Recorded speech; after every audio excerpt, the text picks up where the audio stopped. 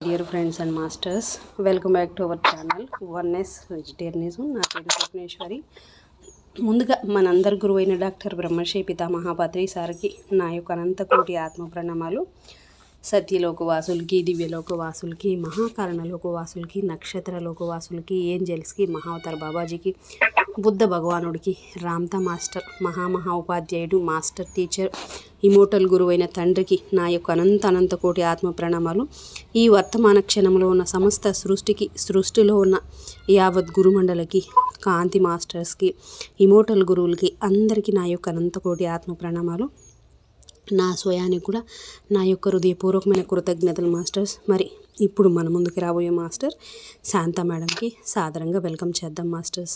Madam welcome to our session madam. Over to you madam, Shanta madam. Thank you madam, thank you.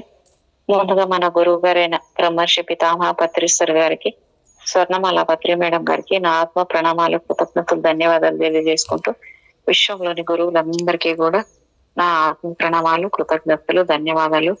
Ramtha master గారికి, immortal గురువైన teacher, ఉపాధ్యాయుడైన Ramtha master గారికి కోటి కోటి కోటి ఆత్మ ప్రణామాలు, కృతజ్ఞతలు తెలియజేసుకుంటూ వన్నెస్ వెజిటేరియనిజం టీవీ వ్యవస్థాపకులైన స్వప్నేశ్వర్ మేడం గారికి నా అనంత కోటి ఆత్మ ప్రణామాలు తెలియజేసుకుంటూ నాకు ఎంతగానో సహకరిస్తున్న నా కుటుంబ సభ్యులకు మరియు నాకు జన్మనిచ్చిన తల్లిదండ్రులకు కూడా కృతజ్ఞతలు, ధన్యవాదాలు తెలియజేసుకుంటూ ఈ వర్తమాన క్షణంలోని విశ్వానికి మరియు నా స్వయానికి కూడా కృతజ్ఞతలు తెలియజేసుకుంటూ స్వామి రామ అనే పుస్తకాన్ని నేను ఇప్పుడు సహకరిస్తున్న మీ అందరికీ కూడా ధన్యవాదాలు తెలియజేసుకుంటూ స్వామి రామ అనే పుస్తకాన్ని నేను చదువుతున్నానండి. Thank you.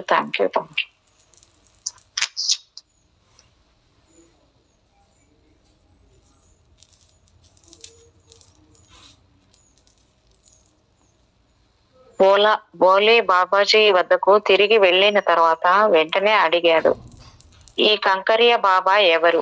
ఆయనే నా పరమ గురువా? నాతో వేళకోళం ఆడారా అని అడిగాడు. కంకర్య బాబా తన పరమ గురువుతో సమానమని అన్నారు బాబాజీ. చాలా కాలం క్రితము రామకృష్ణ పరమహంసకి దీక్షనిచ్చిన వారు. మేడం రీసౌండ్ వస్తున్నట్టుంది, నిజమా స్వప్న మేడం? చాలా కాలం క్రితం రామకృష్ణ పరమహంసకి దీక్షనిచ్చిన వారు సుప్రసిద్ధ యోగి శ్రీ తోతాపురి చిన్నమస్తాదేవి ఆలయంలో బాబాజీకి సన్యాస దీక్ష ఇస్తున్నప్పుడు తోతాపురి అక్కడే ఉన్నారు. దీక్ష ఇస్తున్నప్పుడు ఆయన బాబాజీ గురువు ప్రక్కనే నిలబడి బాబా ధరందాస్ పేరుతో సన్యాస దీక్ష తీసుకున్న బాబాజీపై ఆశీస్సులు కురిపించారు. దీక్ష తీసుకున్న తర్వాత తోతాపురి టిబెట్ లో తమ పరమ గురువు వద్ద మరో 4 సాధువులతో కలిసి 7 సంవత్సరాల పాటు ఉండిపోయానని బాబాజీ బోలేకి చెప్పారు. ఆ తర్వాత తన గురువు ఆదేశంతో బాబాజీ తోతాపురితో కలిసి భారతదేశంలోని వివిధ ప్రాంతాల్లో గల వందలాది దేవాలయాల్ని సందర్శించారు. బాబాజీ ఒక మార్మికమైన జీవనం గడిపారు. హిమాలయాలు ఆయనకు బాగా ఇష్టమైన ప్రాంతం అయినప్పటికీ ఆయన తరచుగా శీతాకాలంలో భారతదేశంలోని మైదాన ప్రాంతాలకు వెళ్తూ ఉండేవారు. కానీ జన సమూహాలు తనను కలవడానికి వస్తే తప్పించుకునేవారు. అలాగే ఆయన గృహస్థులతో కలిసి ఉండడం కూడా అత్యంత అరుదుగా జరిగేది. మేడం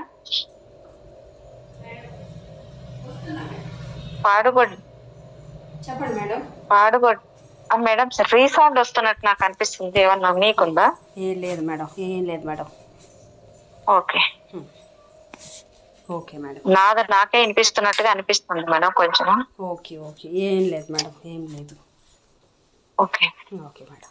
పాడుబడ్డ దేవాలయాలు, ఏకాంత నదీ తీరాలు, చెట్లు, గుహలు లాంటి ప్రకృతి సిద్ధమైన నివాసాల్లో ఉండడం ఆయనకు ఇష్టంగా ఉండేది. భారతదేశంలోనూ హిమాలయ రాజ్యాల్లోనూ ఉన్న సాధువులందరికీ బాబాజీ పేరు బాగా సుపరిచితమే. కానీ ఆయన శిష్యులు, అనుచర గణంలో అనేక మంది రాజులు, యజమానులు ఉండేవారు. ఆయన సందర్శనకి వచ్చినప్పుడల్లా ఉండడానికి వీలుగా ఆయన శిష్యుల్లో కొంతమంది సంపన్నులు నివాస ప్రాంతాలకు దూరంగా కుటీరాలు సాధు మఠాలు కట్టించి ఉంచారు. బాబాజీ బాబా ధరందాస్ పేరుతో ఉండే రోజుల్లో ఉత్తర భారతదేశంలో అమర్గఢ్ రాజు ఆయన కోసం ఒక సాధు మఠం కట్టించారు. ఆ రాజు బాబాజీ నివాసాన్ని అత్యంత సహజంగా ఉంచాలనుకున్నారు. అందుకే పెద్ద జలకుండము, ఒక కొండ, అరణ్యము, అటవీ మృగాలు ఇలా అన్ని సహజంగా అమరి ఉన్న ప్రాంతాన్ని ఎంపిక చేశారు. అందుకని ఈ సాధు మఠాన్ని సాధుకి కుటియా అనే పేరుతో పిలిచారు. ఇది మానవ నిర్మిత సరస్సు పక్కన చుట్టూ ఎత్తైన ప్రాంతం. లోపల అనేక గుహలతో సహా అద్భుతంగా నిర్మింపబడింది. అది ఇప్పటికీ అక్కడ ఉంది. సాధు మఠం సుమారు 300 ఎకరాల్లో నిర్మింపబడింది. చుట్టూ అతిపెద్ద వ్యవసాయ క్షేత్రం ఉంది. బాబా ధరందాస్ అక్కడ ఉన్నా లేకపోయినా ఆ సాధు మఠం ఆయన గౌరవార్థం సంవత్సరానికి ఒకసారి బండారా అంటే సాధువు చేతి ప్రసాదంగా చేసే భోజనం నిర్వహింపబడుతుంది. కాలం గడుస్తున్న కొద్దీ అది సాధువుల సంచారానికి, ఆధ్యాత్మిక శక్తులు కోరుకునే సాధకులకి ఆశ్రయం ఇచ్చే రక్షణ స్థలంగా మారింది. బాబా ధరందాసు ఆ ఆశ్రమ బాధ్యతల్ని చూసుకోవడానికి తన శిష్యుల్లో ఒకరైన బాబా కరందాస్ ని నియమించారు. బాబా కరందాస్ తర్వాత బాబా పూలర్ దాస్ ఆశ్రమ బాధ్యతల్ని తీసుకున్నారు. ఆయన సన్యాస దీక్ష తీసుకోక ముందు అక్కడికి దగ్గరలో ఉన్న ఒక గ్రామంలో నివసించేవారు. అక్కడికి రాకముందు బాబా ధరందాసు ఎవరో, ఆయన పుట్టింది పెరిగింది ఎక్కడో ఆ సాధు ఆశ్రమంలో ఎవరూ ఎరగరు. ఆయన పేరులో చివర దాస్ ఉండడం వల్ల ఆ ప్రాంత ప్రజలు బాబా ధరందాస్ ని, ఆయన శిష్యుల్ని 15వ శతాబ్దికి చెందిన సంత్ కబీర్ దాస్ పరంపరకి చెందిన వారని భావిస్తారు. వారి గురించి మరికొంత బాగా తెలిసిన వారు ఆయన నాగ సాధువని, ఆయన వైరాగి పరంపరకి చెందిన వారని అంటారు. ఎందుకంటే పేరులో చివర దాస్ చేర్చుకుని ఉన్న సాధు పరంపర వైరాగి సాంప్రదాయానికి చెందినవారు. బాబా ధరందాస్ ఎలాంటి కర్మకాండని ప్రోత్సహించలేదు. అరుదుగా బట్టలు ధరించేవారు. నాగా ప్రాంతమైన అయోధ్యలో ఉండేవారు. తరతరాలుగా మా కుటుంబానికి అమర్గఢ్లో రాజ కుటుంబంతో ఎక్కువ సాన్నిహిత్యం ఉంది. మా నాన్నగారు ఈ కుటుంబానికి మంచి చెడు చెప్పి ఆధ్యాత్మిక పదాన్ని నిర్దేశించే రాజ పురోహితులుగా ఉండేవారు. బాబా ధరందాస్ శిష్యులైన బాబా పూలర్ దాస్ సాధు మఠంలో చేరక ముందు నాకు చిన్ననాటి స్నేహితుడు, సహచరుడు మా నాన్నగారు బాబాజీ ఎక్కడి వారు, ఏం చేసేవారని విషయాలపై బాబా పూలర్ దాస్ తో తీవ్రంగా వాదించేవారు. మా నాన్నగారు అనేవారు, పూలర్ దాస్, నువ్వు చాలా తెలివి తక్కువగా మాట్లాడుతున్నావు. బాబా ధరందాస్ స్వామి గురించి నీకు అసలు ఏమీ తెలియదు. ఆయన ఏ సాంప్రదాయానికి, ఏ పరంపరకి చెందినవారు కాదు. ఆయనే ఒక సంప్రదాయము, ఒక పరంపర. మన సంస్కృతం మాస్టరు పండిట్ బోలాదత్త తర్వాత నాకు గురువు అయ్యారు. ఆయన బాబాజీ గురించి ఏం చెప్పేవారో తెలుసా? బాబాజీ అసలు పేరు స్వామి మధ్వానంద భారతీట. ఆయన ఒక గొప్ప సాధువుట. ఆయన శంకరాచార్య సంప్రదాయానికి చెందినవారట. దానికి సమాధానం ఇస్తూ బాబా పూలర్ దాస్, నేను ఆయన ప్రశిష్యుడిని. ఆయన గురించి నాకు తెలుసా, మీకు తెలుసా? నేను కబీర్ పంథీని, కబీర్ సంప్రదాయానికి చెందిన వాడిని. బాబా కరందాస్ నా గురువు. ఆయన గురువు బాబా ధరందాసు. నా గురువు గాని, నా పరమ గురువు గాని ఏనాడు మీ సంస్కృత గ్రంథాలని ప్రమాణంగా స్వీకరించలేదు అని అరిచేవాడు. బాబాజీ శాస్త్ర గ్రంథాలని ఎన్నడూ పట్టించుకోలేదు. శాస్త్ర గ్రంథాలన్నీ ఒక రూపు దాలిస్తే ఒక బాబాజీ తెలుసా, మా నాన్నగారు మళ్ళీ అరిచారు. అంతేకాదు, ఆయనకు నీలాంటి అజ్ఞానులతో ఎలా వ్యవహరించాలో బాగా తెలుసు. జ్ఞానం ఉన్న వాళ్ళెవరు అనర్ఘ రత్నాల్ని పందులు పాలు చెయ్యరు. ఆయన కబీర్ పంథీ సాధువు కారని నేను అనడం లేదు. ఆయన అంతకంటే ఎక్కువ. నువ్వు నేను మరెవరు ఊహించలేనంత గొప్ప వ్యక్తి. కబీర్ పంథీ సాధువులు తెల్లని బట్టలు ధరిస్తారు, కానీ బాబాజీకి అలాంటి బట్టల వల్ల ప్రత్యేకమైన శ్రద్ధ లేదు. బాబాజీ దుని ఎదురుగా కూర్చొని ఉంటారు. ఆయన భస్మం పూసుకుంటారు. కబీర్ పంతిలు అలా ఎన్నడూ భస్మం ధరించడం జరగదు. పైగా పూలర్ దాస్ అనేది బాబాజీకి గల మరో పేరు. చాలా ఏళ్ల క్రితము నేను వింధ్యచలాన్ని సందర్శించాను. ఉత్తరప్రదేశ్ లోని మిర్జాపూర్ జిల్లాలో ఇది ఒక ప్రముఖమైన శక్తి దేవాలయం. అక్కడ 2 గదులున్నాయి. నేను స్వయంగా కళ్ళారా చూసి వచ్చాను. ఒక గదిలో కృష్ణ కాళీ విగ్రహాలతో ఒక మందిరంగా ఉంది. రెండవది బాబాజీ కోసం నిర్మింపబడింది. బాబాజీ గదికి దారి తీసే తలుపు మీద తాపడం చేసి ఉన్న పలకం కనిపిస్తుంది. దాని మీద ఇలా వ్రాసి ఉంటుంది: ఈ కృష్ణ కుటి 1917లో జమీందారీ సర్హరీ ఎస్టేట్ ద్వారా గోరఖ్పూర్ జిల్లాలో బెంగాలీ భృత బాబా స్వామి పూర్ణానందజీ కోసం నిర్మించబడింది అని రాసుందనమాట. ఇదంతా తికమక్కగా ఉంది. ఇప్పటి వరకు నేను బాబాజీని స్వామి మధ్వానంద అనే పేరుతో విన్నాను. ఆయన పేరు పూర్ణానంద అని వ్రాయబడి ఉంది తాపడం మీద. అప్పుడు నేను మా గురువర్యులు పండిట్ బోలా దత్ అని, ఆయన అసలు పేరు మధ్వానంద లేక పూర్ణానంద అని అడిగాను. అన్నారు నాన్నగారు. ఆయన నా మాటకి జవాబు ఇవ్వకుండా, భగవంతుడికి 1000 పేర్లు ఉంటాయి, బాబాజీకి కనీసం 12 పేర్లైనా ఉండకూడదా అన్నారు. బాబాజీ నిరంతర సంచారులు. ఆయన కోసం ఎన్నో చోట్ల నివాస స్థానాలు ఏర్పాటు చేయబడినప్పటికీ ఒక చోట ఉన్న వారికి వేరే ప్రదేశాల్లో ఆయనకు గల పేర్లు, ఆయన మెలికి తీరు వంటి వివరాలేమీ తెలియవు. బాబాజీ ఎన్నడూ తన కంట ఒక అనుచర గణాన్ని ఏర్పాటు చేసుకోలేదు. ఎలాంటి సామాజిక ధార్మిక కార్యకలాపాల్లోనూ ఆయన పాల్గొనేవారు కాదు. ఆయన చుట్టూ జనం చేరడాన్ని అనుమతించేవారు కాదు. ఈ ఐహిక ప్రపంచపు అనిత్యత బోధపడి వైరాగ్యంతో పరిపూర్ణమైన యోగ్యత సాధించిన శిష్యులకే తప్ప బోధించేవారు కాదు ఆయన. వివిధ సమయాల్లో వివిధ ప్రదేశాల్లో ఆయన వేర్వేరు పేర్లతో సంచారం చేస్తూ ఉండేవారు. ఆ పేర్లలో 5 పేర్లు నాకు తెలుసు: బెంగాలీ బాబా, బాబాజీ, బాబా ధరందాసు, స్వామి మధ్వానంద, స్వామి పూర్ణానంద. ఇంకా చాలా పేర్లే ఉండి ఉండొచ్చు అనడంలో సందేహమే లేదు. ఎందుకంటే బాబాజీ తన గురించి ప్రపంచానికి తెలియకుండా ఎక్కువ జాగ్రత్తలు తీసుకునేవారు. కానీ ఆయన గురించి ప్రపంచానికి తెలియాల్సిన నేపథ్యం ఒక్కటి వచ్చేసింది. 20వ శతాబ్దపు తొలి భాగంలో ఆ సమయం రానే వచ్చింది. అది భవాల్ సన్యాసి కేసు రూపంలో.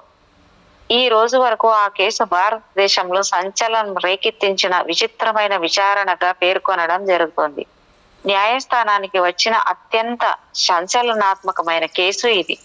1993లో ప్రముఖ వారపత్రిక బ్లీడ్స్ మ్యాగజైన్ ఈ కేసుపై వరుస వ్యాసాల్ని వెలువరించాయి. కలకత్తా హైకోర్టు 3 జడ్జీల్లో ఒకరైన సర్ ఎల్.డబ్ల్యూ. జెకస్టెలో భవాల్ సన్యాసి కేసు విచారణ తర్వాత ఇలా తీర్పు ఇచ్చారు: ఈ దేశంలో గాని మరే ఇతర దేశంలోనే గాని ఒక న్యాయస్థానం ముందు ఇలాంటి అపూర్వమైన కేసు రావడం ఎంతో ఆసక్తికరమైన ప్రముఖమైన విషయం.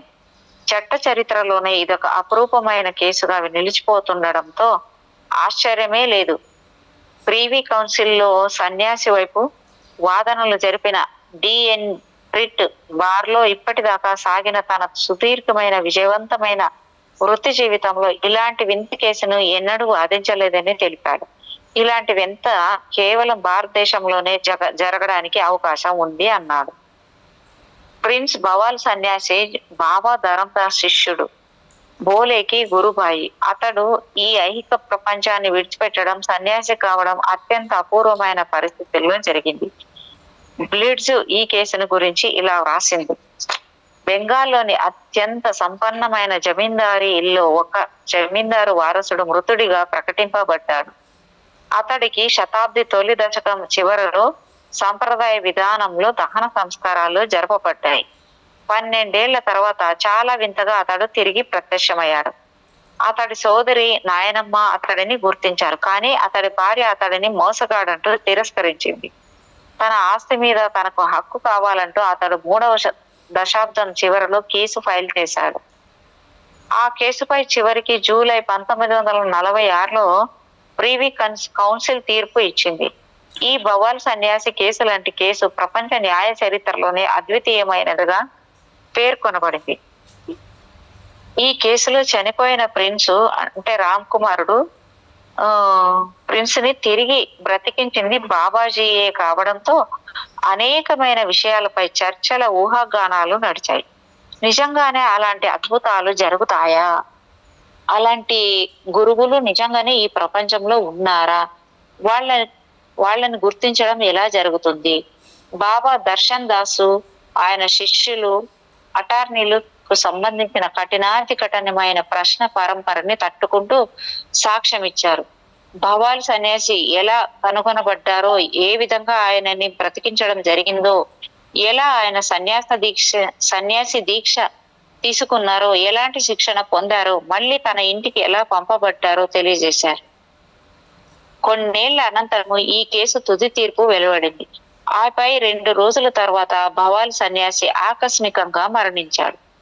ఈ సందర్భంలోనే వాస్తవంగా బాబాజీ ఎవరు, ఏమిటి అనే విషయాలు అందరికీ తెలిసాయి. బ్లిట్జ్ పత్రికని అనుసరించి భవాల్ సన్యాసి సన్యాసం తీసుకోక మునుపు తూర్పు బెంగాల్లోని అత్యంత వైభవోపేతమైన రాజ్యాల్లో ఒకటైన భవాల్ రాజ్యానికి రాజు. ఆయన పేరు రామేంద్ర నారాయణ రాయ్ చౌదరి. ఆయన రాజుగారికి 2వ సంతానం.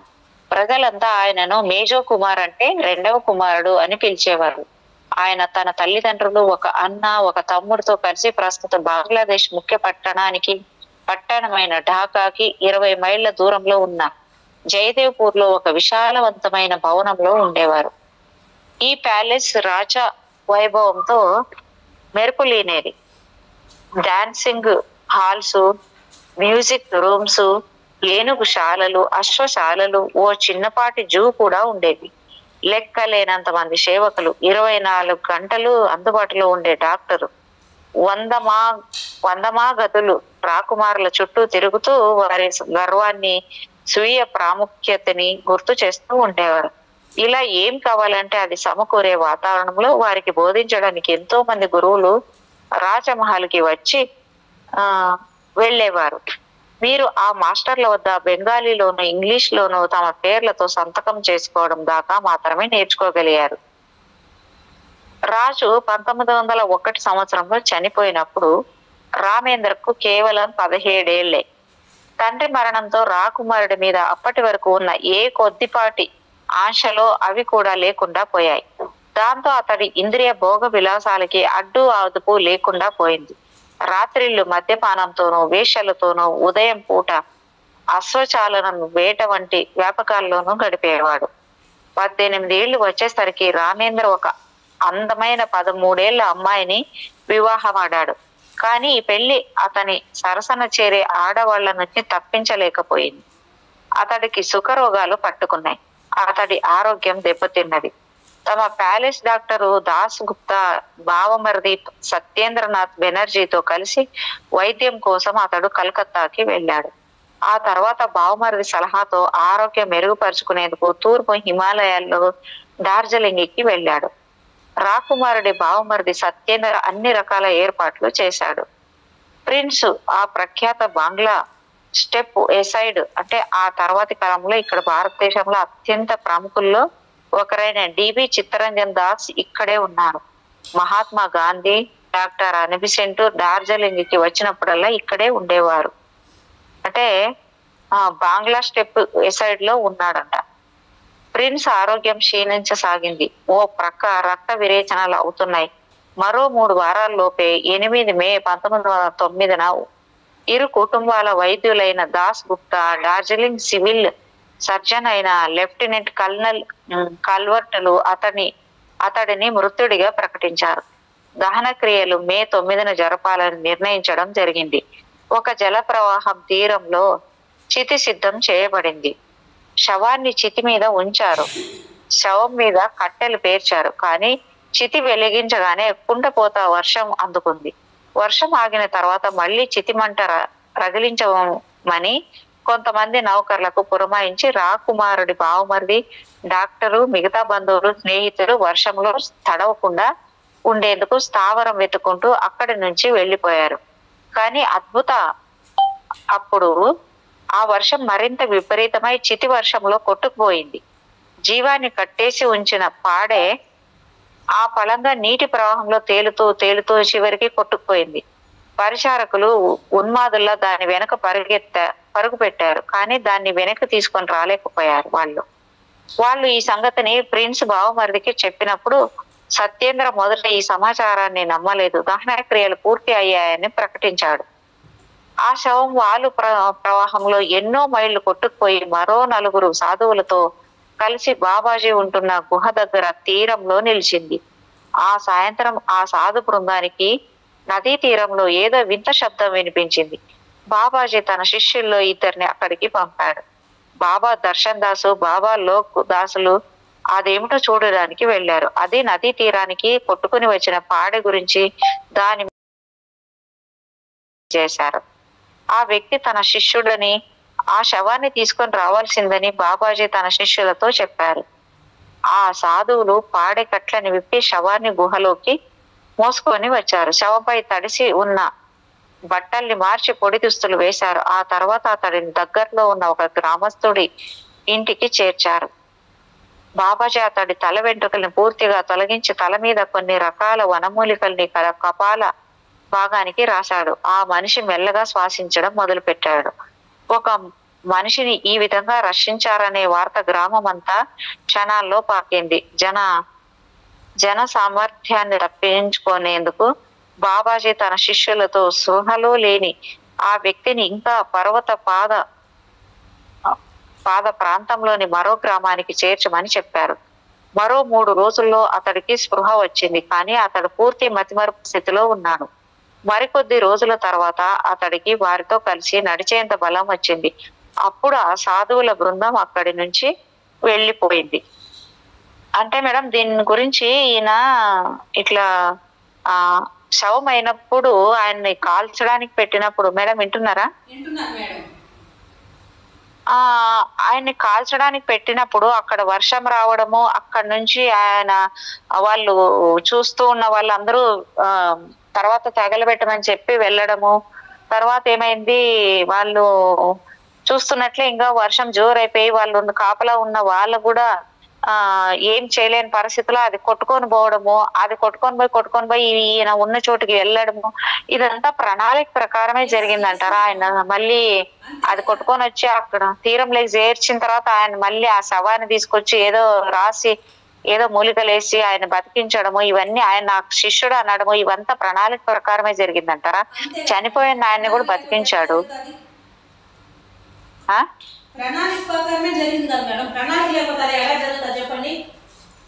అదే చూడండి, వర్షం రావడం ఏంటి, ఆయన శవం కొట్టుకుపోవడం ఏంటి, అక్కడికి ఆ తీరానికి ఆయన ఆ స్వామీజీ ఉన్న తీరానికే చేరి అక్కడ అదేదో సౌండ్లు వస్తున్నాయి అన్నప్పుడు పోయి శవాన్ని తీసుకొని రండి అదేదో అన్నప్పుడు ఆయన తీసుకొచ్చిన తర్వాత ఏదో వనమూలికలు ఏదో వేసి బతికించారంట. అదే ప్రణాళిక ప్రకారమే జరిగింది మేడం. ప్రణాళిక లేకుండా ఎలా జరుగుతుంది చెప్పండి? కానీ ఇది మళ్ళీ వచ్చినప్పుడు ఎంత గొడవలు అయ్యి మళ్ళీ కోర్టు కేసేసి దీన్ని ఎలా బతికించారు, ఇదంతా కూడా గందరగోళం జరిగింది చూడండి. అప్పుడు ఆయన 10 సంవత్సరాల తర్వాత వచ్చాడంట. మరి మనుషులు అంతే మేడం, మనుషులు అంతే, బతికినా చూడలేరు. మనుషులు అంతే, ఏది అంతే, మనుషులు ఏది జరిగినా చూడలేరు జనాలు. అదే అంటారు కదా, బతికితే చూడలేరు, చచ్చిపోయినా చూడలేరు. అదే వాళ్ళమ్మ చెల్లి గుర్తుపట్టారు, కానీ భార్య అయితే నా భర్త కాదని నిరాకరించింది. కానీ ఆయన నాకు ఆస్తి అన్నా కావాలనేసి పోరాటం చేసి కోర్టు కేసేసాడు. అది గెలిచాడు. గెలిచిన తర్వాత 3వ రోజు మళ్ళీ మరణించాడు ఆయన. ఇదంతా వింతైన కేసే కదా మేడం. ఇలాంటివి ఎక్కడ జరుగుతాయి అన్నట్టుగా మరి జనం మాట్లాడుకోవడం లేదు. మా ఏముంది మేడం, మరి రేర్గా జరుగుతాయి. చచ్చిపోయి పైకి పోయి శరీరాన్ని వదిలేసి పై లోకాలకి కూడా తిరిగి వచ్చిన వాళ్ళు ఉన్నారు. అవును అవును అవును, అలాంటివి చాలా ఉన్నాయి. చనిపోయారని ఈ దీంట్లోనే ఉండేది కదా మేడం. ఈమె ఇప్పుడు పుట్టక ముందు ఈ స్వామిరామ వాళ్ళ అమ్మకు కూడా ఇంకా రాడులే అన్నప్పుడు కూడా నాకు వస్తాడని వేచి కూర్చొని ఉండింది కదా ఆమె కూడా. అవును. ఇలా కొన్ని సంవత్సరాలు అంటే ఆ ఆ విధంగా తిరిగి లేచిన భవాల్ని ఇప్పుడు బాబా ధరందాస్ చంటి పిల్లాడిని సాకినట్టు సాకుతున్నాడు బాబాజీ. మిగతా సాధువులు అతడికి జీవితంలో మౌలికంగా ఉండాల్సిన నైపుణ్యాలు, హిందీ ఇలా దగ్గర నుంచి అన్ని విషయాలు మొదటి నుంచి బోధించారు. అతడు చాలా వేగంగా నేర్చుకునేవాడు. కొద్ది సంవత్సరాల్లోనే అతడు హఠయోగంలో గొప్ప పట్టు సాధించాడు. రసవాదము, ప్రాచీన భారతదేశ వైద్య విధానమైన ఆయుర్వేదం ప్రజ్ఞాన్ని సాధించాడు. ఈ విజ్ఞానాన్ని అన్వయించుకుంటూ ఇప్పుడు సరికొత్త అనుశాసనబద్ధంగా నడుచుకుంటున్న ప్రిన్స్ ఎంతో ఆరోగ్యంతో మిసమిసలాడే నందిలా ఉన్నాడు. బాబాజీ సాన్నిహిత్యంలో అతడు విస్తారమైన హిమాలయ పర్వత శ్రేణులు, వింధ్య పర్వత శిఖరాలు, ఉత్తర భారతదేశం ఇలా అంతటా సంచరిస్తూ ఉండేవాడు.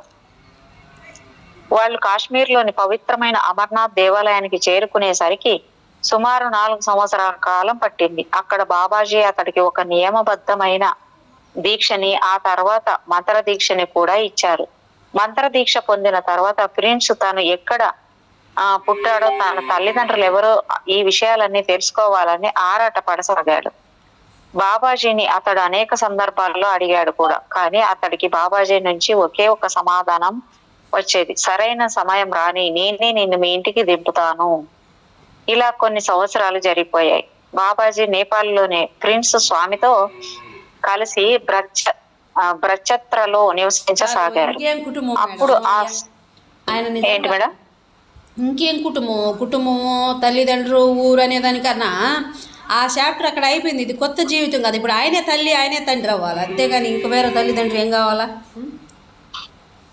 కానీ ఆయన కోరుకుంటున్నాడు కదా మేడం, మళ్ళీ కూడా నేను ఎవరికి పుట్టాను, ఎక్కడో ఎవరు తల్లిదండ్రులు, కానీ ఇక్కడ కనుక్కుంటున్నాడు. ఆ శరీరం అక్కడికి శరీరం అదే ఉండొచ్చు, కొత్త జీవితం కదా. ఆయన మళ్ళీ ఆయనకి జీవితాన్ని ఇచ్చి బతికించినోడు ఆయనే కానీ అవుతాడు కదా. నిజమే, మామూలు విషయం కాదు కదా మేడం. అది కూడా ఒక గురువు. అవును మేడం.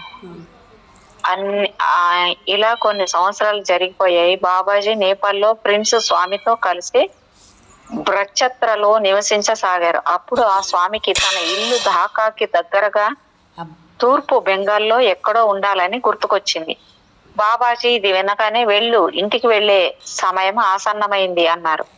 వెళ్లే ముందు బాబాజీ అతడితో, నువ్వు మాయావరణాన్ని ఛేదించగలిగితే మళ్ళీ తిరిగి వెనక్కి వచ్చి మాతో చేరు అని చెప్పారు. ఇప్పుడు ప్రిన్స్ నాగసాధువు రూపంలో ఉన్నాడు. అతడి తలంతా జడలు కట్టి ఉంది.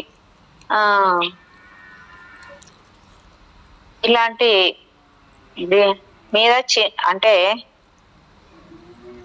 చిన్న లంగోటి ఉంది. తల నుంచి కాలి గోళ్ల వరకు శరీరం అంతటా భస్మం రాసుకొని ఉన్నాడు. ఇంకా అతడికి తన బంధువులు ఎవరో, తన ఇల్లు ఉన్న ప్రదేశం ఏదో గుర్తుకు రావడం లేదు. కానీ ఆ ఇల్లు మాత్రం ఎక్కడో ఢాకాలో దగ్గరలో ఉండాలని మాత్రం గుర్తుంది. చివరికి కొద్ది సంవత్సరాలు అలా గడిచిన తర్వాత అతడు డిసెంబర్ 1920లో ఢాకాకి చేరుకున్నాడు. అతడు ఆ నగర శివారు ప్రాంతానికి వెళ్లి ఓ చెట్టు క్రింద తన ధుని అంటే మంట రగిలించాడు. 4 నెలల పాటు రాత్రి పగలు పద్మాసనం, ఆసనాల్లో వేసే పద్మం లాంటి భంగిమలో అగ్నిముఖంగా కూర్చుని ఉన్నాడు. ఆయన చేతి మీద బాబా ధరందాస్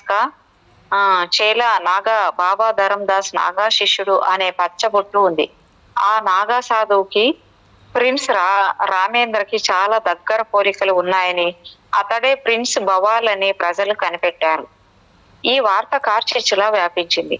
ప్రిన్స్ రామేంద్ర పాత స్నేహితుల్లో కాశీంపూర్ రాజా అతన్ని గుర్తించాడు. జయదేవ్పూర్ ప్యాలెస్ కి వాయవ్యంలో కొద్ది మైళ్ళ దూరంలో ఉన్న ఒక చిన్న రాజ్యం కాశీంపూర్.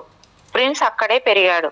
రాజు సాధువుని తన సొంత రాజభవనానికి తీసుకుని వెళ్ళాడు. 5-6 రోజుల తర్వాత అతడిని గజారోహణం చేయించి జయదేవ్పూర్ కి గౌరవప్రదంగా పంపాడు. ప్రిన్స్ సాధువు ప్యాలెస్ కి చేరుకున్న తర్వాత ఏనుగుని దిగి ప్యాలెస్ కి దగ్గరలో ఉన్న ఒక దేవాలయంలో కూర్చున్నాడు. అప్పటికి అతడికి తానెవరో, ఆ ప్యాలెస్ లో తన అనుబంధం ఏమిటో ఏమీ తెలియకుండా ఉంది. కానీ కొద్దిసేపటికే బంధువులు, సేవకులు, వందలాది మంది ఆ ప్రాంత ప్రజలు అక్కడికి చేరుకున్నారు. ఆయనను ప్రిన్స్ గా గుర్తించారు. ప్రిన్స్ అక్కగారు ఆ వార్త వినగానే ఎంతో ఆతురతతో సాధువుని ప్యాలెస్ కి తీసుకుని రమ్మని తన కుమారుడిని పంపింది. అక్కడికి సాధువు వెళ్ళగానే అతడు తన అక్కగారిని, నాయనమ్మను గుర్తించాడు. తన తమ్ముడి ఫోటోని చూసి వెక్కిళ్ళు పెడుతూ కన్నీరు కార్చాడు. ఈ 12 ఏళ్ల కాలంలో ఆ తమ్ముడు మరణించాడు. తన అన్నగారు కూడా మరణించినట్టు తెలుసుకున్నాడు. ఇప్పుడు ప్యాలెస్ లో కేవలం విధవలే ఉన్నారు. ఈ రాజ్యమంతా సంరక్షకుల ఆధ్వర్యంలోనే నడుస్తుంది. బ్లీడ్స్ రిపోర్ట్ ప్రకారము సాధువుగా ఉన్న ఆ వ్యక్తి ఎందుకు ఏడుస్తున్నావు అని అడిగితే ఆ సన్యాసి దానికి మాయ నన్ను ఏడిపిస్తోంది అని చెప్పాడు. కుమార్ రామేంద్ర నారాయణ్ మీరేనా అని అడిగిన ప్రశ్నకు నేను మీకు ఏమీ కాను అని చెప్పాడు. ఆయన తన కుటుంబాన్ని, ప్యాలెస్ లో ఉండే ఇతర వ్యక్తుల్ని కలుసుకున్నప్పుడు అతడిలో భావోద్వేగాల తుఫానులా చెలరేగాయి. అతడి జీవితానికి సంబంధించిన భూత వర్తమాన కాలాలు సంఘర్షించాయి. అతడు మధ్యలో చిక్కుకున్నాడు. తను బాబా ధరందాస్ శిష్యుడనని తెలుసు, కానీ తను ప్రిన్స్ బవాల్ గా గుర్తింపబడుతున్నాడు. ఎలాగో ధైర్యం కూడగట్టుకుని నేను మీకేమీ కాను అంటూ అతడు ప్యాలెస్ బయటికి వెళ్ళిపోయాడు. ఢాకాకి తిరిగి వచ్చి ధుని వేసుకుని తన సాధు జీవితాన్ని కొనసాగించాడు. కానీ ప్రజలు అతడిని విడిచిపెట్టలేదు. అతడి అక్కగారు అతడిని అనుసరించింది. ఏదో విధంగా అతడిని మళ్ళీ ప్యాలెస్ కి తిరిగి తీసుకొచ్చింది. ప్యాలెస్ లో ఉండగా అతడు శరీరంపై భస్మధారణ చేయడానికి అనుమతి లేదు. పైగా అతడు సంప్రదాయబద్ధమైన రాజ వేషధారణలో ఉండాలి. రామేంద్ర చిన్నతనంలో బండి చక్రం వల్ల కలిగిన ప్రమాదంలో ముఖంపై ఒక చారిక ఉండేది. అక్కగారు అతడి ముఖంపై ఆ గుర్తు కోసం వెతికింది. ఇక ఆమెకు సందేహమే లేదు, ఈ సాధువే తన తమ్ముడు. కానీ సాధు ప్యాలెస్ కే తన జీవితాన్ని పరిమితం చేయాలని అనుకోవడం లేదు. బాబాజీ బృందంతో గడిపిన రోజుల్లో గల ఆనందకరమైన గడియలతో పోల్చుకుంటే ఆయనకు రాచరిక జీవితం నిస్సారంగా తోచింది. పైగా ఆయనకు తన భార్య, తన బావమరిది 1909లో తనని చంపించడానికి ప్లాన్ చేశారనే సందేహం కూడా కలిగింది. అతనిలో ఉన్న రాకుమారుడు అంతర్యం ఈ కుట్రని రచించిన వారి విషయంలో ఏం చేయాలా అని నిర్ణయించడంలో నిమగ్నమైంది. ఆయనలో ఉన్న సాధువు ఈ విషయాలన్నింటినీ క్షమించి వదిలిపెట్టమని, కేవలం వైరాగ్యానికే సంబంధించిన విషయాల్ని ఆలోచించమని కోరుతున్నాడు. కానీ సాధువులో ఉన్న రాకుమార నైజము పిరికివాడిగా ఉండకు, నువ్వు నీ కర్తవ్యాన్ని పాటించడానికి సిద్ధం కా, నీ హక్కుల గురించి పోరాడు, నీకు హక్కుగా చెందాల్సిన దాన్ని నువ్వు పొందాల్సిందే, ఆ తర్వాత కావాలంటే నువ్వు వదులుకో అని ప్రేరేపిస్తోంది. ఈ విషయాల్ని పరిష్కరించడానికి సమయం లేనంతగా ఆయన చుట్టుప్రక్కల జనం ఉంటున్నారు. కానీ చుట్టూ ఎంతమంది ఉన్నా ఆయన బాబాజీ తన వచ్చేటప్పుడు చెప్పిన నువ్వు మాయావరణాన్ని అంటే భ్రాంతి పొరని ఛేదించగలిగితే మళ్ళీ తిరిగి వెనక్కి వచ్చి మాతో చేరు మాటల్ని మాత్రం గుర్తు చేసుకుంటూనే ఉన్నాడు. మాయావరణం అంటే ఏమిటి? అతడికి ఆలోచనలో నిద్ర కూడా మాయమైంది. తను ఈ ప్రపంచంలో నివసించాలా లేక దీనికి ఆవలుగా ఉండాలా? తను లౌకిక జీవనంలోకి రావడానికి తిరస్కరించాలా, ఆ విధంగా దానికి ఆవలుగా జీవించాలా? అప్పటికే సాధువుకి తనకు సంబంధించిన జ్ఞాపకాలన్నీ సంపూర్ణంగా గుర్తుకొచ్చాయి. పైగా అతడి జ్ఞాపక శక్తి కూడా చనిపోక ముందు కంటే కూడా చాలా తీక్షణంగా ఉంది. అతడు 2 ధర్మాలు చూశాడు. ఒకటి సాధు ధర్మం, రెండవది రాకుమార కర్తవ్యం. అతడు ఆ రెండింటిలో ఏదో ఒకటి ఎంచుకోవలసి ఉంది. అతడు తన గుర్తింపుని ప్రకటించుకుని తీరవలసిన పరిస్థితిలో ఉన్నాడు. ఈ ప్రపంచంలో జీవించడమా లేదంటే మడం తిప్పి తన దారిన తాను పోవడమా? ఈ రెండింటిలో అత్యంత సముచితమైన కార్యాచరణ ఎంచుకోవడానికే నిర్ణయించుకున్నాడు. అతడు నిర్ణయం చెప్తాడని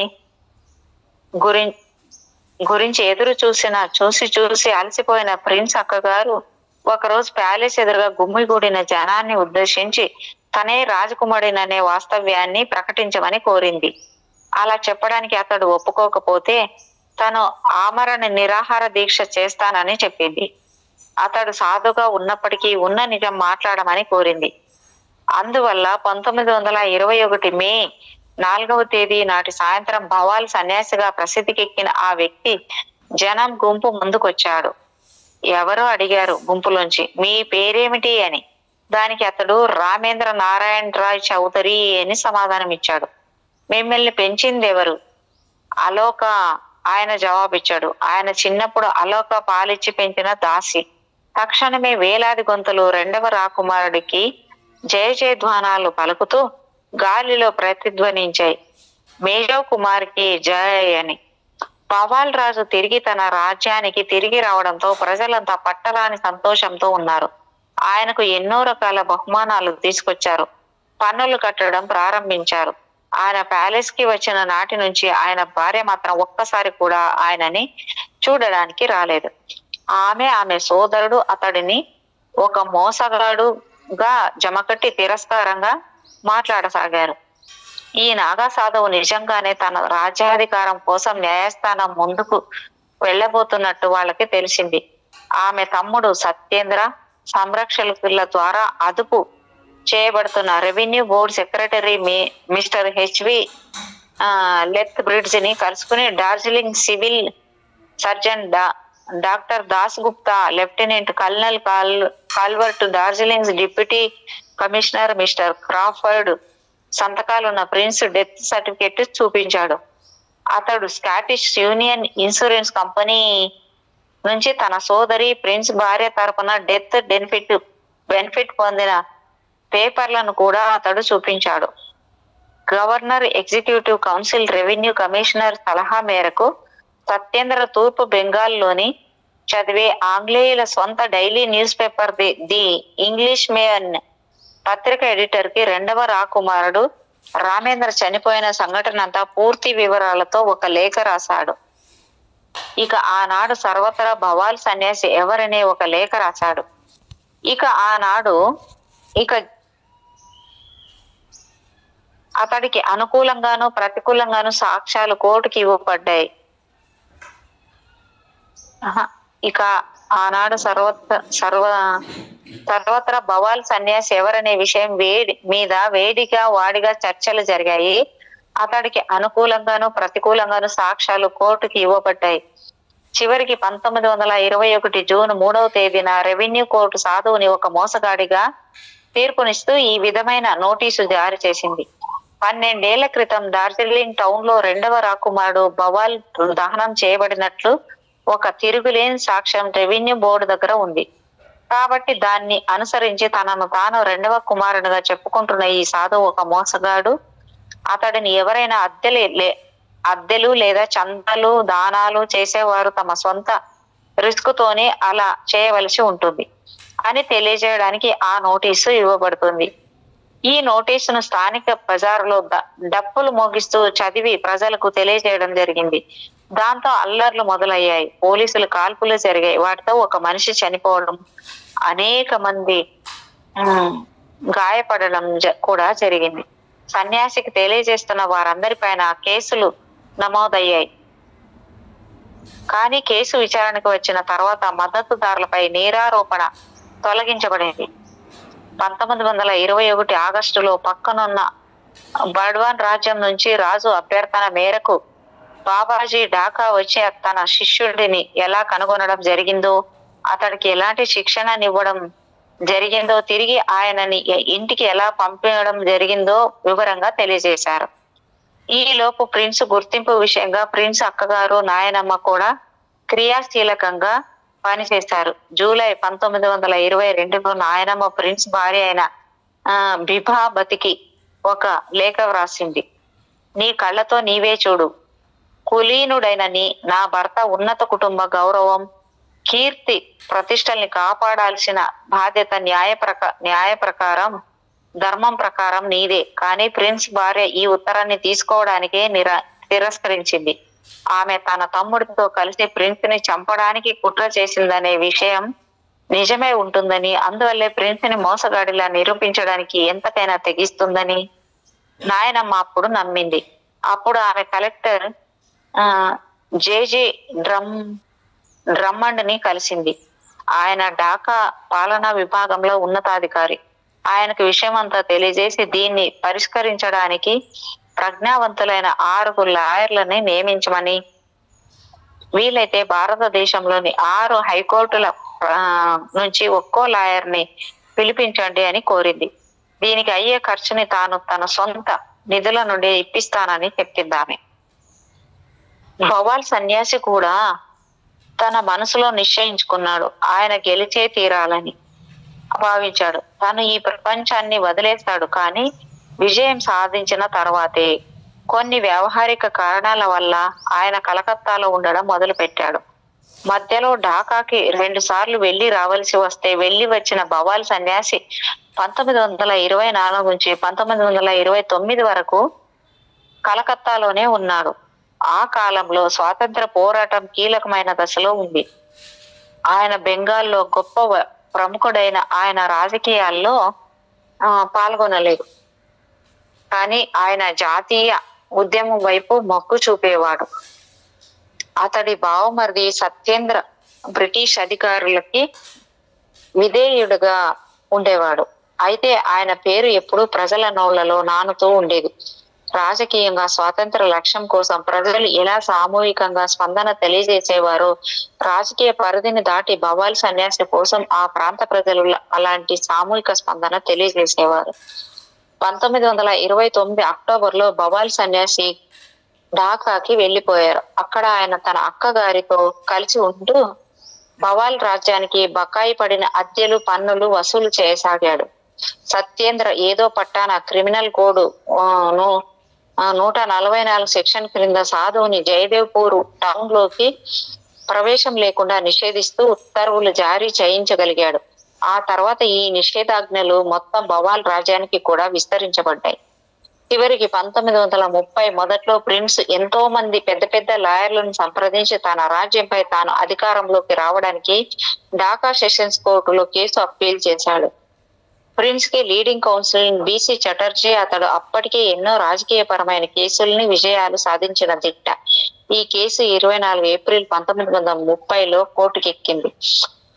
బ్లిట్జ్ రిపోర్టు ప్రకారము ఈ కేసుకి 1609 సాక్ష్యాలు, 2000 ఆధారాలు ఉన్నాయి.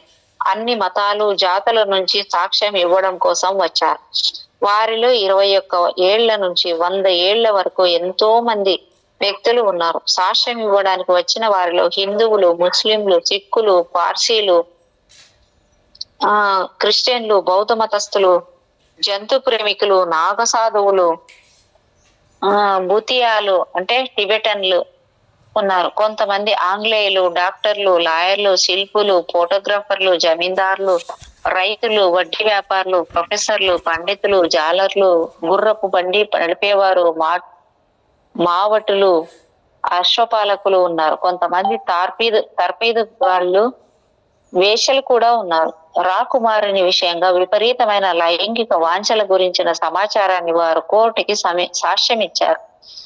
ఈ కేసు చాలా సంక్లిష్టమైనది కావడంతో ఇరువైపులా నిజానిజాలను నిర్ధారించడానికి స్కాట్లాండ్ యార్డ్ మేడం ఓషో ఏమంటాడంటే వేసెలను తయారవడానికి కారణం ఈ పెళ్లి వ్యవస్థ వేసెలను తయారు చేసింది అంటాడు.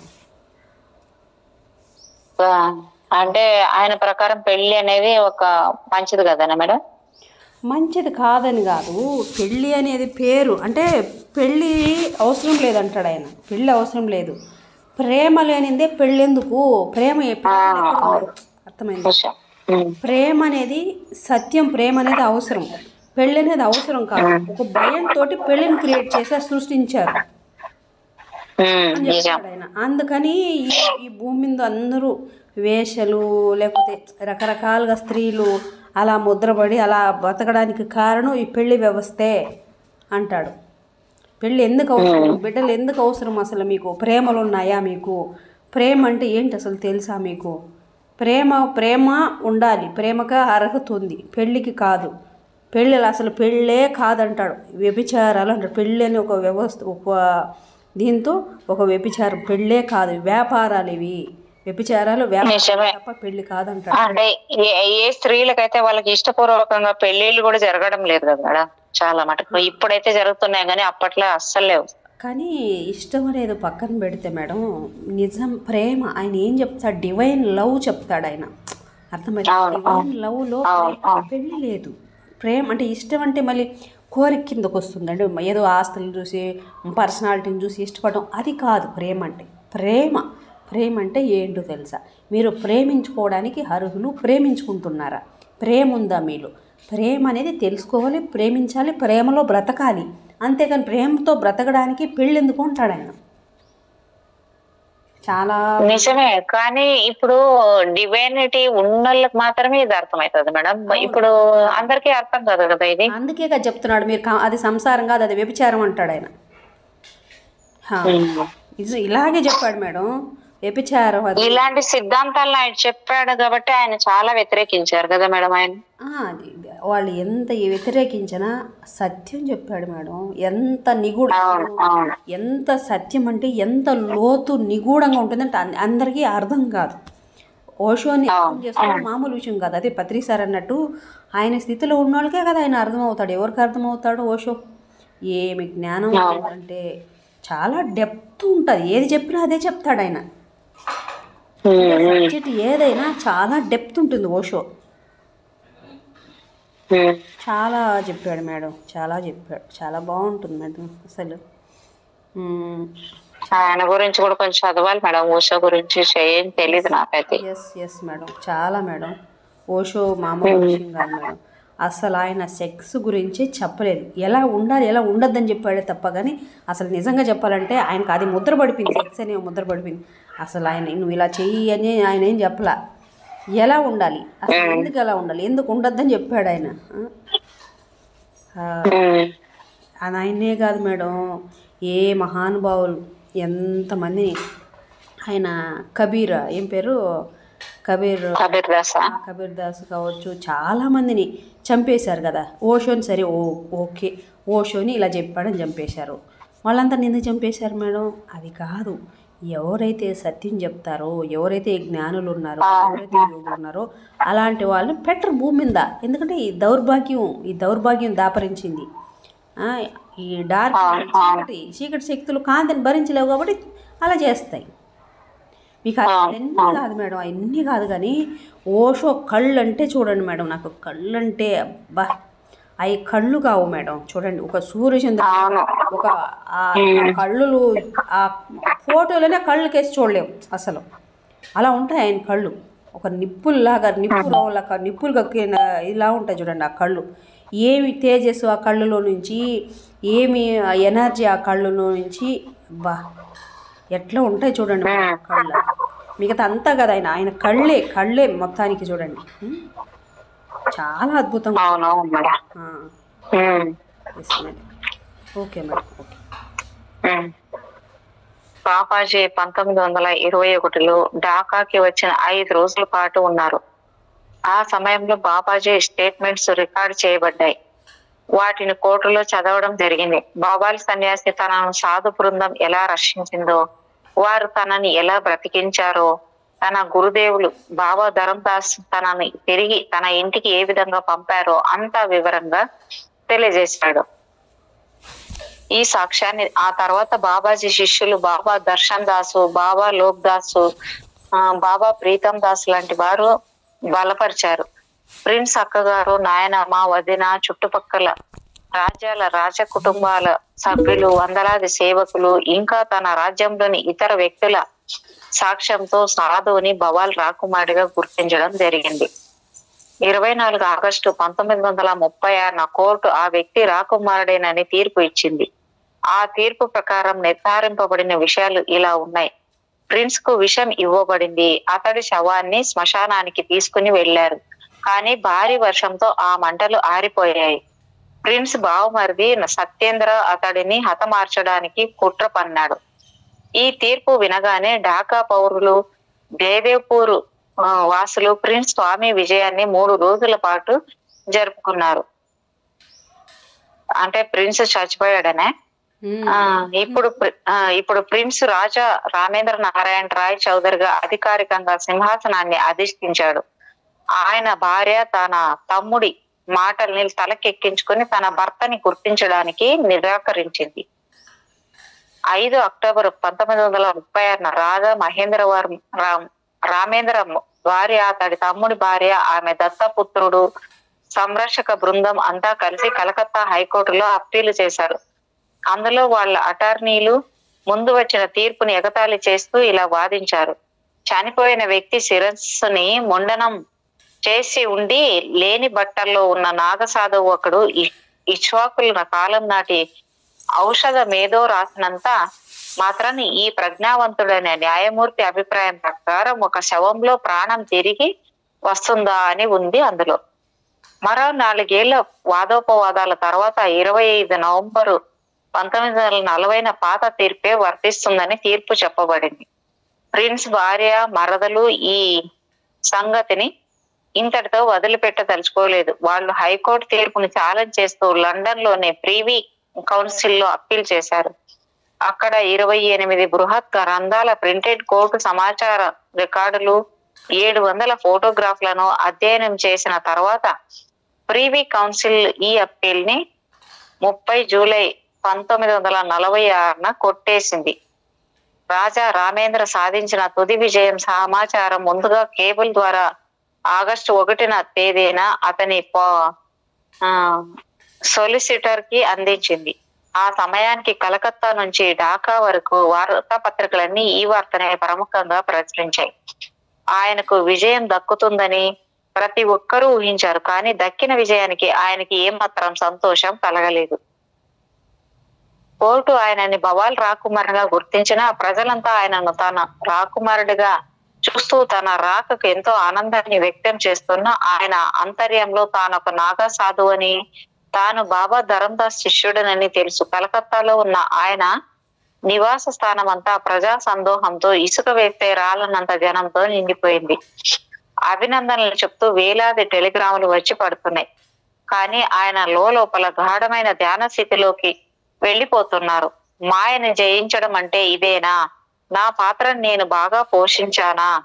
ఈ పాత్ర పోషణలో చివరిగా నేను ఇవ్వాల్సిన కొసమెరుపు ఏదైనా మిగిలిపోయిందా? ఆయన అంతర్యంలో అనేక ప్రశ్నలు చుట్టుముడుతున్నాయి. ఆయన చుట్టుప్రక్కల ఉన్న జనమంతా ఆయన తన 62 వయసును కూడా లెక్క చేయకుండా ఈ అగ్ని పరీక్షకి నిలబడి 32 పాటు ఈ కేసు గురించి తిరగడం ఏమిటని వాపోయారు. కానీ నిజమేమిటో స్వామి రామ నాతో చెప్పారు. ఆ సమయంలో డార్జిలింగ్ లో 36 ముందు బాబాజీ తన ప్రియ శిష్యుడైన బవాల్ రాకుమారుడి శరీరంలో ఆత్మని పునః ప్రతిష్ఠించిన చోటే నివసిస్తుండేవారు. బవాల్ స్వామి అక్కడున్న స్వామితో నేరుగా సంభాషిస్తూ ఉండేవారట. కోర్టు కేసు తుది తీర్పు చెప్పే సమయం వచ్చేసరికి ప్రిన్స్ శరీరాన్ని రక్షించి కోర్టులో సాక్ష్యం చెప్పిన వారిలో బాబాజీతో 5 మంది సాధువులు డార్జిలింగ్ లో ఉన్నారు. బాబాజీ పూర్తిగా మౌనం వహించారు. ఎప్పుడో ఒకసారి కళ్ళు విప్పి చూస్తున్నారు. అప్పుడు చూసే చూపు కూడా ఎక్కడో దూరంగా చూస్తున్నారు. తీక్షణపు చూపులు చూస్తుండిపోయే బాబాజీని చూసి స్వామీజీ సాధు మండలి ఆయన గతించిన కాలాన్నో లేదా భావి కాలాన్నో లేక సాధారణ స్థితిలో మనసు చేరలేని విషయాన్నో చూస్తున్నారని భావించేవారు. ఈ విషయం గురించి 1983లో స్వామీజీ నాకు ఈ విషయం చెప్తుండగా స్వయంగా ఆయన కూడా అలానే చూసేవారు. రాజా రామేంద్ర విషయంలో కూడా ఇలాగే జరిగేది. ఆయన సెక్రటరీలు, అసిస్టెంట్లు ఆయనని ఎన్నో రకాలుగా పట్టించుకునేవారు. కానీ ఆయనకు ఏ వినోదము, ఏ సేవలు అందుకునే మనసు ఉండేది కాదు. ఆయన ఎప్పుడూ ఏకాంతంలో ఉండాలని భావించేవాడు. చాలా కాలం గడిచాక ఆయన తన గదిలోంచి బయటికి వచ్చేవాడు. ప్రపంచానికి కావలసిన ఆకర్షణ ముసుగు ధరించి స్నేహితులతో కరచాలనం చేసేవాడు. శ్రేయోభిలాషలను చూసి తల పంకించేవాడు. మళ్ళీ తన వ్యక్తిగత ప్రపంచంలోకి వెళ్ళిపోయేవాడు. 25 పాటు ఈ ప్రపంచంతో న్యాయపరమైన వ్యూహాలు రచిస్తూ తన రాజ్యాన్ని పాలించాడు. వ్యాపార వ్యవహారాల్ని తానే చూసుకున్నాడు. పార్టీలకు హాజరయ్యాడు. బంధువులు స్నేహితుల పట్ల తనకున్న కర్తవ్యాన్ని నెరవేర్చు కాలం గడిపేవాడు. చివరికి అతడి అక్కగారికి కూడా రాత్రిపూట అతడు ధ్యానంలో గడుపుతున్నాడనే విషయం తెలియరాలేదు. ఆయన పగలు లౌకిక ప్రపంచ వ్యవహారాలు చూసుకుంటూ రాత్రి భాగాల్ని పరమాత్మకి కైంకర్యం చేశాడు. ప్రజలు చుట్టూ ఉన్నప్పుడు ఆయన భవల్ రాకుమారుడు, తర్వాత రాజుగా అయ్యాడు. కానీ వ్యక్తిగతంగా అతను భవాల్ సన్యాసి. లండన్ నుంచి అతని సొలిసిటర్లు భవాల్ రాజా రామేంద్ర వద్దకు వచ్చారు. కానీ ఆయనతో ఉన్న సాధువుకి మరో సందేశం కూడా అందింది. ఈ సందేశం అతడి విధిని రాసిన సృష్టికర్త బాబా ధరమ్ దాస్ నుంచి వచ్చింది. ఆ సందేశంలో నువ్వు యుద్ధంలో గెలిచావు, ఈ విజయంతో నువ్వు ఏం చేయాలో ఇప్పుడు నువ్వే నిర్ణయించుకో అని ఉంది. అప్పటికి మేడం ఇప్పుడు మీరు చదివే పేపర్ అయిపోతే ఆ పేరా ఆపిద్దాము, మనకు టైమింగ్ మేడం ఇంకొక మూడే లైన్లు ఉంది. అట్లా మేడం. ఓకే.